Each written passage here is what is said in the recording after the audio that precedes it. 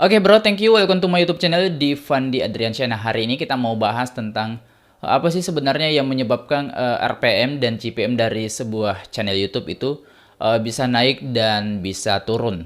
Tapi sebelum lanjut di video ini, ada baiknya kita kenalan dulu ya dengan cara klik tombol subscribe yang ada di bawah ini, dan jangan lupa untuk klik loncengnya hingga akhirnya teman-teman tidak ketinggalan dari video-video terbaru yang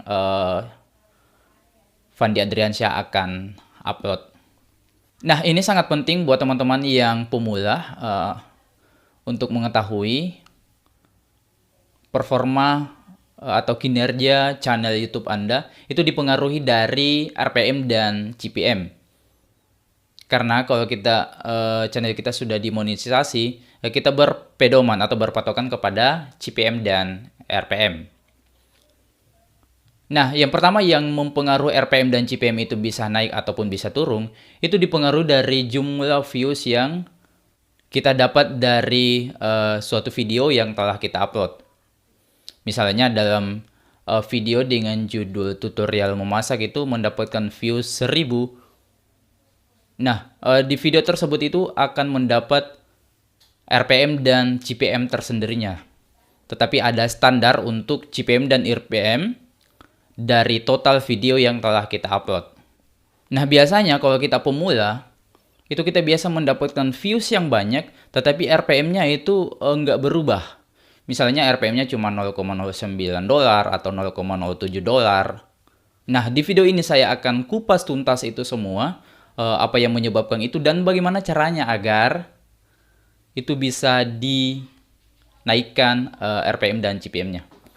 Oke, nah yang pertama yang mempengaruhi RPM CPM itu nggak naik-naik sekalipun views-nya banyak, itu dipengaruhi oleh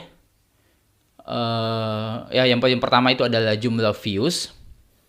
Yang kedua adalah letak geografis yang mengakses video kita. Misalnya, kalau misalkan itu di Indonesia, RPM dan CPM-nya itu sangat rendah. Maksudnya standar yang diberikan mungkin dari pemerintah ya.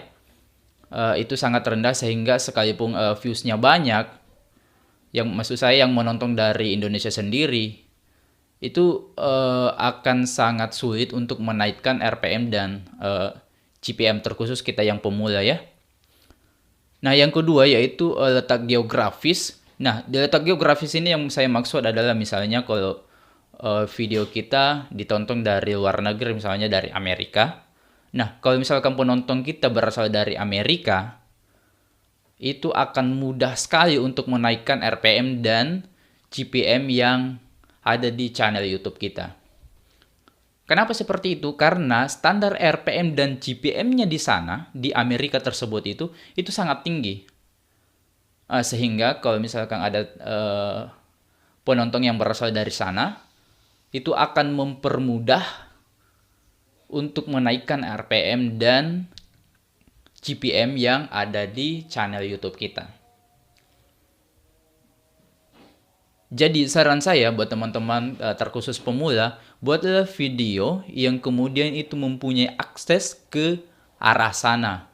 Ya, misalnya kalau di Indonesia, channel yang ada di Indonesia, misalnya kita buat semacam tour atau menginput objek-objek wisata, tapi dengan catatan kita harus membuat judul dengan berbahasa Inggris,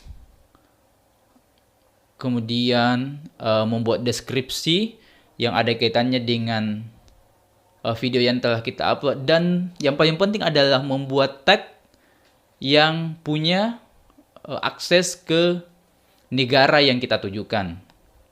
Ya, seperti itu ya. Dan yang terakhir, yang ketiga adalah kita mesti harus rajin membuat video sehingga kalkulasi daripada RPM dan CPM itu bisa tinggi sehingga RPM dan CPM-nya juga bisa ikut naik. Oke, saya kira itu saja buat teman-teman. Jangan lupa untuk dukung channel saya dengan cara klik tombol subscribe dan klik like. Dan buat teman-teman juga yang ingin bertanya, silakan bertanya. Insya Allah kalau ada waktu kita akan jawab pertanyaannya melalui video selanjutnya. Oke, thank you. Wassalam.